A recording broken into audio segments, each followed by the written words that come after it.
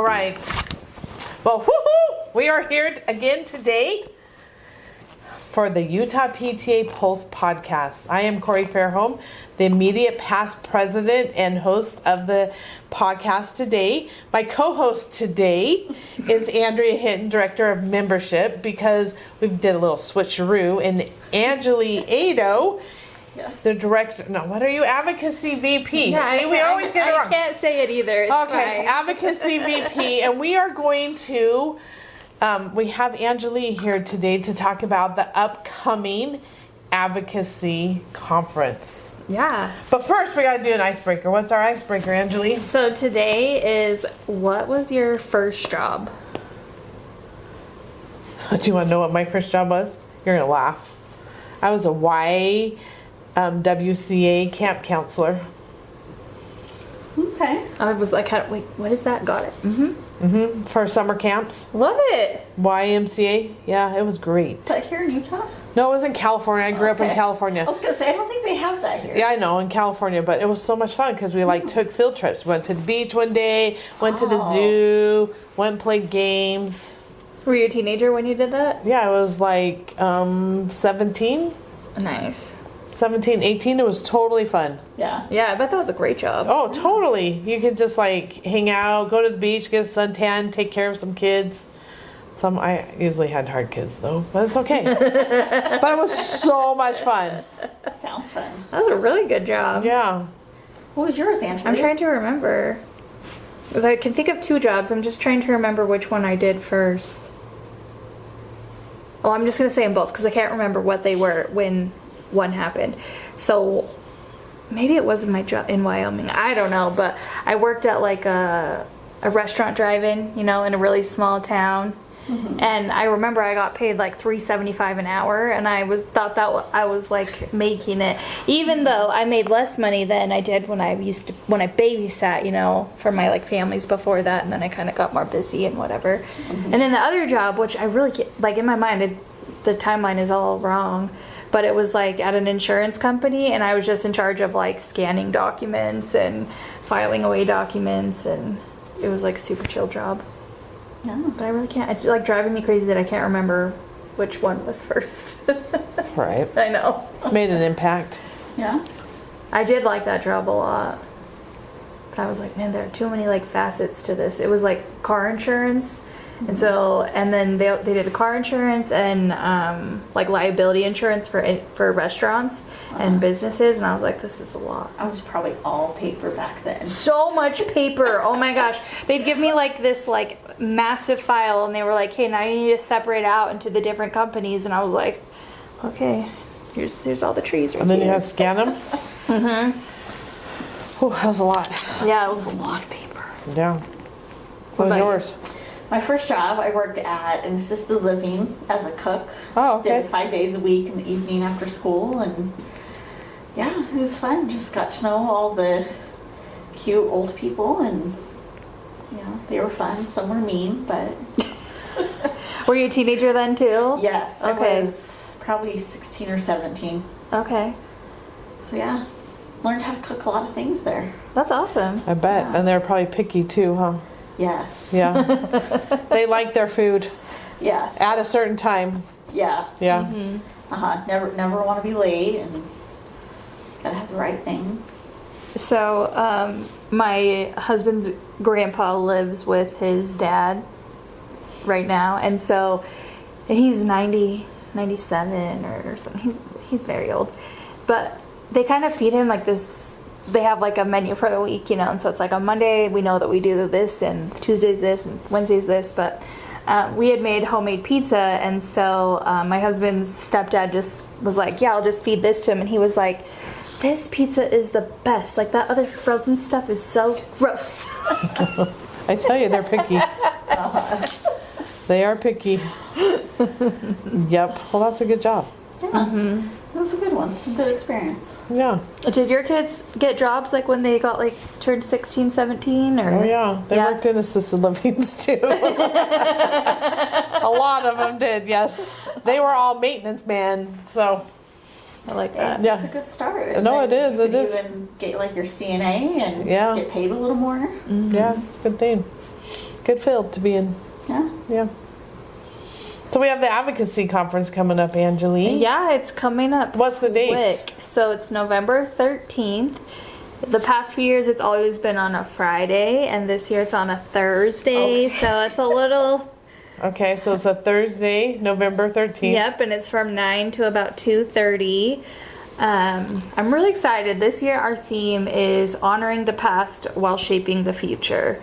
And I mean, we're really focused on 100 years of Utah PTA, but I really think it's important to look back at that advocacy work that has happened and then become inspired to do more. And I'm really excited. One of the things we're going to do there is we're going to have a past president panel, and our past presidents are so cute. They were all here a couple nights ago and telling us how excited they were to do it, and we're going to ask them some questions about the advocacy that they were a part of, or maybe something that they were working on when they were the president, but it didn't come quite to fruition until the next president. So kind of just looking back on things that happened. I know in the early 2000s there was the voucher program, that was it didn't go through, and our PTA was really involved in that, and so I'm really excited about that part. That's going to be really great. But we also have some good classes too. We're kind of just going to focus on the basics, because we get a wide variety of people that come to advocacy conference, but there's always a large group that have never been before. And sometimes we love our people that have come for 5, 10, 15, whatever years, but sometimes we leave our newbies like in the dust, and we don't give them those basic skills that they need to advocate. So we're going to focus on some of those basics, and whether that's talking to your legislator or figuring out if your school problem needs to be talked about with the principal or the school board member or whatever that might be, we're going to teach people those basics too. And then take it one step further for those that have, been coming for a long time too, because we have some people that have been going for a long time. How long have you been going, Corey? To Advocacy Conference? Yeah. Oh, a long time. Yeah. Probably 20 years.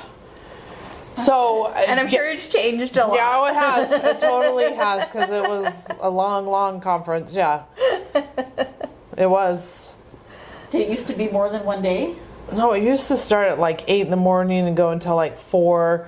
But we talked a lot about like issues. We had a lot of more issues, and dealing with that. But I love this, this foundation of building what advocacy is and making sure people feel confident in how they advocate. I love how you're going to do that. Yeah. So who should come to this advocacy conference? Everyone and anyone.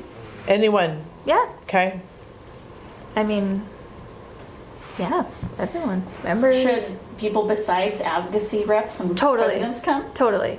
It's available to all. So like a mom members. can come, or Yeah. anyone who's just like a PTA member can come? Yeah, we'd Okay. love for everyone to What if come. you're not a PTA member? You can come too. It costs a little bit more, but Okay. you can come too. So maybe join the PTA and get all Yeah, those and you get a benefits, discount. and then- okay. Totally. Yeah. That's great. So what's the cost? So it costs $10 to get in. We have to pay for our facility and everything. Okay. And then if you want to order lunch, it's not required that you order lunch.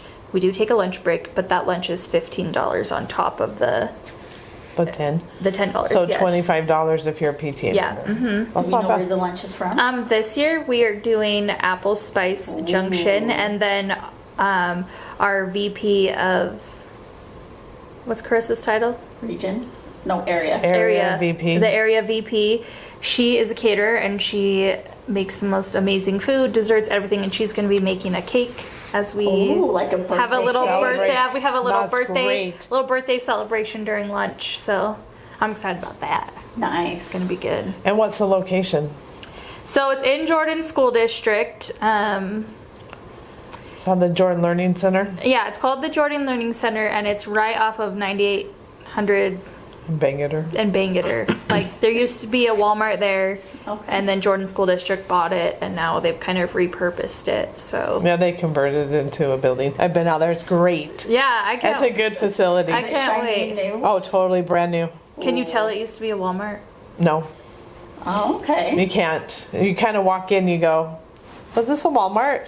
But no, yeah, it's a great building. Do some people need to come just because they knew it as a Walmart? And they Yeah, knew probably. what it looks Definitely. like now? Probably. You gotta come just to see the changes. No, they've done a good job out there. So, and lots of parking. So Oh, if it good. starts at 9, what time should I be there? Well, I mean, I would say by like 8:50, Okay. but we'll take you at 9 too. Okay. Like, we just want you to come. In the morning, though, we are doing our business, so we'll be voting on resolutions. How many resolutions? We have 3 resolutions this year for Advocacy Conference, and What are they? Do you know? yes, so we have our cyberbullying resolution, we have our students with disabilities resolution, and then our education funding resolution. Our cyberbullying is brand new. As we live in this technology-filled world. It encompasses a little bit of AI. It encompasses all aspects of cyberbullying, which is so important. A problem I wish we'd never have to face. Like, it's terrible. And then our education funding, we've had this resolution before, but we've added some parts in it to include unfunded mandates. Okay. Because often our government, whether federal or state, they want certain things to happen. Like when I'm thinking about schools, but I think it's across the board. They want X, Y, and Z to happen, but they don't often fund it. So they require you to, upgrade your building or put in new technology, but there's no money for it. And then they get upset with you because you didn't do it. And so mandates like that are always hard to fill, and it causes, I feel like, resentment on all parts. So we're really excited to have that unfunded mandate part in there. And then, That would make a difference. yeah. That would, yeah. Yeah. If that passes, that'd be great. Yeah. Okay. Because I Okay. feel like most places, like, they agree with the legislature and say, like, yeah, we should upgrade our building or change our code or whatever. But, like, we're already operating on a slim budget, so... And then the other one, for our students with disabilities, that one has been an existing resolution also, but we're adding in a portion that specifically talks about the federal funding for special needs students, because Okay. just with the controversy of whether we have it, don't have it, if it can be withheld or whatever, we just want to make sure that we have that covered, So I think there's some great resolutions. Our commissioners have been working really hard this year that I think we're probably going to see about 5 to 7 at our leadership conference. So Really? yeah. So why is it so important that we pass these resolutions now? So the resolutions allow the advocacy team to speak to the legislatures and take positions on bills. That's coming up. That's coming up. Yep. In January. Okay. Yeah. So those resolutions are really important, and they also just tell people, like, where we stand as Utah PTA. Mm-hmm. We have our mission where we're focused on all children, but then we kind of like dial it down a little bit and say, like, these are the things we believe in. And now a resolution isn't just written like tomorrow. Maybe you could write a rough draft, but there's a lot of research that takes place, and we don't just use Wikipedia. We use like real data, real research, real scholarly websites, and then we take that data and we write something that we're concerned about, but with the data. And then that's the whereas part. We're going to introduce the subject to you, tell you some of the data, and then in the resolved part we tell you what Utah PTA is going to do.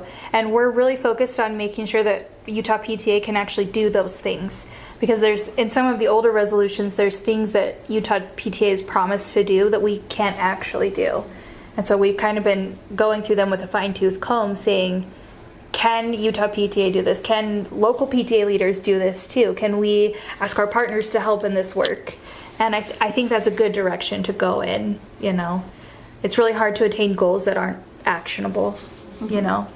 What if someone wants to read these resolutions to see what all these statements are? Where can they go? So read them all at? of our resolutions currently are on utahpta.org, and then you go to the Advocacy tab, and resolutions is right there. These 3 resolutions that we're going to be talking about at Advocacy Conference will be on the website shortly. Okay. So they'll Okay. all be there for them to read.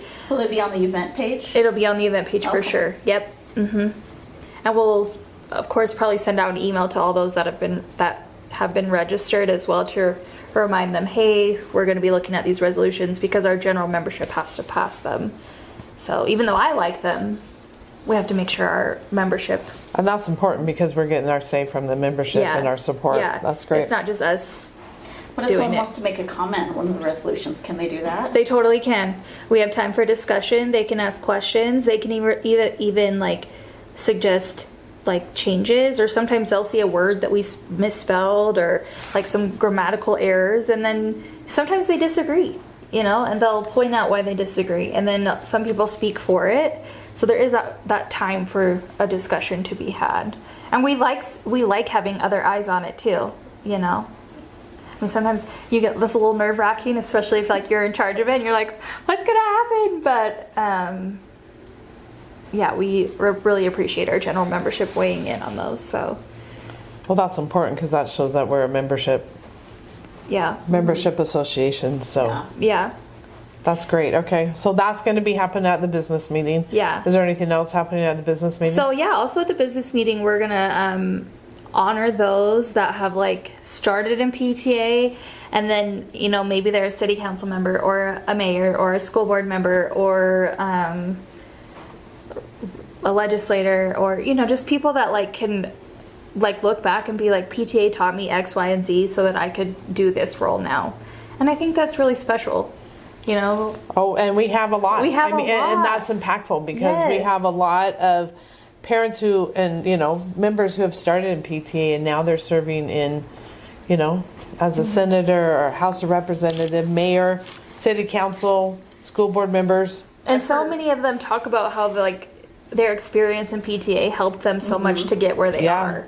Well, it gives them that voice. Yeah. That's why this advocacy conference is so important, because we're, like you said, you're teaching them that foundation so that they feel confident in advocating. Yeah.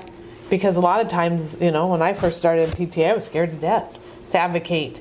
But as you get that confidence and go through PTA, that's where it happens. Yeah. And I think part of this advocacy conference is great to build that confidence to learn how to advocate. Yeah. Yeah. What to do. And then what to say and how do I approach it. And like you said, do I start at the teacher? Do I start at, the superintendent? Where do I go if I have an issue? Yeah. And I think the first step for a lot of our members is to advocate for their students, their own children, because I think there's a lot of things that happen in families with the school that maybe that parent is feeling a little iffy about, or they're like, oh, like I didn't like the way that teacher handled that situation with my kid or whatever, but they're scared. Yeah. And I think when we're learning to advocate, that teaches us to not be scared too. Yeah. We're able to kind of push through that fear a little bit. And I've always heard my whole life that our parents can be our most fierce advocates, and I've always been like, yeah, okay, whatever, but when we know how to advocate and when we're willing to do it, like, parents really are a child's fiercest advocate. And I think that's really important to mention that, it's the whole mama bear, and of course we're going to advocate for our children, but there's also a way to do it that will help the key people to listen, so that we can make the points and have the background and not just be the screaming, crying parent, but actually have something to back it up and say, this is why it needs to be this way, and who to talk to actually make some progress. Yeah. I always, I loved this one principal that I had. He taught me so many great lessons, but he said, when I call a parent in for whatever reason, they're always going to be disappointed. Like, it's, maybe your kid needs extra help, or that your kid was causing problems at school or whatever. Like, he's like, they're always going to leave disappointed. But the majority of them, after they've had some time to think about it and push and kind of not react emotionally, come back to the table and want to work with the principal, and figure out the plan and a solution for their child. He said, but then there's others that just come back like frustrated and upset, and then nothing happens. It's not a good situation. And so I love that we're going to teach people how to advocate and how to you got to have some emotion, you got to have passion, but you got to do it in the right way. Well, but it's also the conversation you're having with them, because if you approach somebody just angry and you're just crying and hysterical, and you're not willing to listen, then you don't get very far. But if you, say, hey, this is how I feel, this is what's, happening, more of that education and understanding the process, Yeah. then you're going to have more success in helping find a solution. Yeah. And I think that's what's important, and that's what you need to learn. And I think that's what's so good about these classes. What other classes are you having? So we have the Advocacy Basics, and we're going to do that. We have 2 sessions of classes, and we're going to do that in both sessions because Oh, that's great. So they all can hear. Everyone can go to it if they feel like that's a class that they need to go to. And I feel like it's a good refresher class too, even for those of us who have been advocating for a long time. Yeah. I think that's going to be a great class. Then we have our Legislative Basics, which is taught by Amber Bonner, and she's a great teacher, so I think that one will be really good. Okay, then we're going to do a History of Trust Lands, which I'm so excited about that class because the history of trust lands in our state is so fascinating. And in the United States too, it's a very fascinating story. Well, Utah PTA's made a big difference. Yeah. I mean, we have been, titled the watchdog of trust lands, so that would be important to Yeah. know.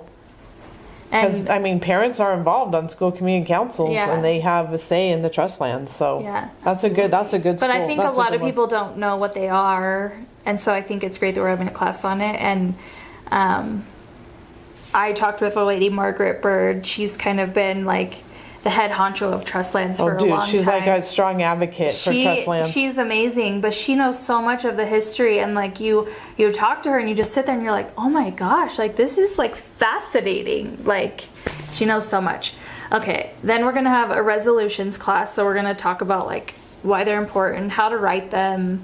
Like the process and everything. The process. That's good to know. That Yeah. would be good to know. Okay. Yeah. And then we're gonna kind of do a family engagement class. Okay. And I'm really excited about that one because I feel kind of like we've been talking about, sometimes the only experience a parent has in the school is a negative one, and so they don't want to partner with the school. And we've kind of forgotten that the parents and the school were partners in our child's education, and when we go into that relationship as a partner, as opposed to you do this and I do this, and those sides never touch, our kids can be more successful, but then our experience is more satisfying as well too. So Yeah. I'm really excited about that. And I think since COVID too, it's parents were kind of shooed away from the schools for a while, and most schools are welcoming them back, but it's still not the same. So I think it's a good reminder and to let people know yeah, we want you there. And especially we have a lot of refugees in our state now, and I think about Venezuela, for example. So in Venezuela, parents don't go to the schools. It's disrespectful for them to go.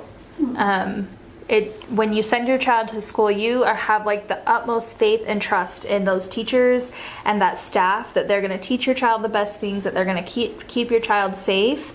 And so you're not needed there. And so for them to come here and to kind of hear go to the school, go to the school, go to the school, go to the school, that's really hard for them. And so I think it's really good that we keep talking about it. In America, things are a little different. We want our parents there, and it's not disrespectful. It's just how we do things here, And so I think. But it's also making them the leaders aware of how you can reach out to help those families, to pull them in to say, okay, there's going to be a barrier here, but this is how you can reach out to them, so that they can be more involved and have that family engagement. Yeah. Because when parents are involved, the children is more successful in their schooling. So, Totally. Yeah. Absolutely. And I think our refugee population and our multilingual learner population, we have a lot of that in the state of Utah. And I feel we all say we come from different cultures and we come from different backgrounds. But those of us that are from the U.S., we kind of come from the same culture. We're not coming to the U.S. and having to start over or whatever. And so I think it's a good reminder of why we're in the schools and why we're doing the things that we're doing, and teaching PTA leaders to be aware of that. So And that's important. Yeah. Because we are finding that more and more. Yeah. So I think that would be great. Okay, so opening session or business meeting, then classes, and then lunch. And then lunch, and that's then when the we're going to okay. do the birthday party during lunch. Okay, So that'll be really fun. And then we'll have our past presidents panel. And that's great. yeah, I think it's going to be a really great day. And I really want to make it a point to talk about how those that come to the conference, like, they're the leaders of advocacy. They're, you know, the ones that are doing it now, they're our present leaders. But these people that are never done advocacy work, they're the future. And we're also teaching, like, the next generation of people and children. And And we're teaching our next leaders. yeah. And that's important. You know, we say we want PTA to last for 100 more years. It's a long time. But this is how we won't do be it. around. We won't be I know. around. I'm like, I won't be there. We won't be around, but maybe our grandchildren will. Yeah. I'm like, man, that makes me so tired. So is registration up online? When you listen to this, it should be. Okay. So they're going to go to utahpta.org to register. And then you're going to go to the events tab, Okay. and it'll show up as Advocacy Conference. I'm sure we will put it on our, like, main homepage slider as Okay. well. So Okay. it's really easy to register. You just fill out all your information, like name, what your PTA is, what region you're in, I think maybe what school you're into, just so we can kind of see where everybody's from. And then you'll mark if you want a lunch, don't want a lunch. There's a few different choices. If you're, you know, gluten-free or vegan or vegetarian, we have choices for everyone. And then you pay all right there on the same page. And Is there a cutoff date that they have to pay by, register by? yes, let me tell you. Is it probably right before? It is right before. It is going to be, I think it's November 3rd. Yeah, November 3rd is the Okay, cutoff date. Then that's the date for food. If you're ordering a lunch, that's the day For the food for count. the You got to food. get the food count. You Okay. can, after that, you can register all the way up until the conference, and you can register day up for the conference. You just can't get a lunch. Okay. So, and one thing to know, in the past, our conferences have been in person and virtual. This one is only in person. Oh, that's good to know. Yeah. Okay. so Only in person, no we're, virtual. We're option. trying something different this year, and we'll see how it goes. Okay. So you have to be in person. Yep. And okay. Yeah. That's something different. That's a big change. So- Yeah. I think it's great, the opportunity to network and learn from so Yeah. many other people that are like-minded in the PTA advocacy. And I say, like, for these types of things that are, like, in person only, I'm like, this is when you call in your babysitting favors. You know, you work it out with your neighbors, or you ask grandma, grandpa, or your aunts and uncles, or whatever. And you know, if you know that, like, this board member can't go, maybe they'll watch your kids so you can go, you know, or whatever. And then So, you also count. 'Cause count their hours. Yeah, you count those whoever hours. is watching your kids Gets while counted you those get- hours. You're right. Yep, Okay. count all those volunteer hours. Okay, so say it again. Thursday, November 13th November 13th, 9 to 2:30ish. at the Jordan Learning Center. Yep. I always worry about this. What should we wear? I mean, there's not really a dress code. Okay. I feel like a lot of us wear, like, business casual, Okay. but Can I wear my candidate's shirt? no. No? Well, that's a good question. Nope, we do Good not question, allow, like, any sort of campaigning or anything. So please don't wear candidate shirts or buttons or... Because we are nonpartisan. We are a nonpartisan organization. Wear all your PTA clothes if you want. But if you're like, I don't have business casual, all you have is jeans and a t-shirt, come as you are. We will. Yeah. We just want you to be there. We want you to be there with us. We want you to learn with us, grow with us. So don't let, like, what you're wearing be a deterrent. I mean, if you come in a candidate shirt, we might ask you to take it off. But And you or- might want to bring a sweater too, because it might be a little bit chilly too Yeah. in there. And it's in November. It might be snowing. it So might be snowing. Who knows? yeah. So be careful. So it's at Jordan Learning Center, which is on 9800 South Bangerter. Uh-huh. It's right across the street from Elkridge Middle School. And It's going to be a great day. yeah, it's going to be plenty of parking, so I think it'll be good. I'm excited. Yeah, I'm excited too. If they have any questions, who they contact? So you can email me, Angeli at utahpta.org. Yeah, Okay. I will get to it as soon as I can. I feel like every day I get flooded with email. I'm like, too many emails. I know, one I'm day sure at a you time. know. One day at a time. One day at a time, right?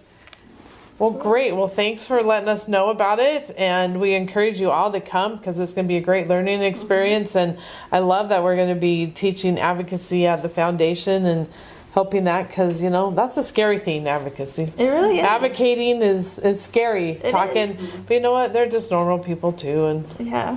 I don't know why sometimes in our brains we get stuck on that they're like above us. I know, but you they're know? not. But I'm like, I feel like we get like that even just like with our school principal. Yeah. You know, and but even the kids are like, oh my gosh, there's Mr. So-and-so, and you're at Costco, you know, like, there he is. I always joke when we would see our old superintendent, I'd be like, there he is in the wild, like. But I mean, they're just normal people, and they're normal. you know, they have to do everything we do. yeah, and we want to make sure that you know these laws support our children and our Yeah. education, so Yeah. to give them a future that they deserve. So, well, thank you. Anything else? I was just thinking that get to know your legislators in your mayor, Yep. and like we said, the normal people. You can reach out to them. A lot of them will say, "Just text me." Yeah. And email me, and then they won't seem like these scary people. They're just normal people. Yeah. Yeah. On that note, a lot of our legislators would prefer a text over an email, and on le.utah.gov, all their contact information is Yeah, because listed. they all have their individual phone numbers and everything on Yeah. there. So, Yeah. and you can. I like it because it's like, well, what do you think about this bill? Are you going to pass it or?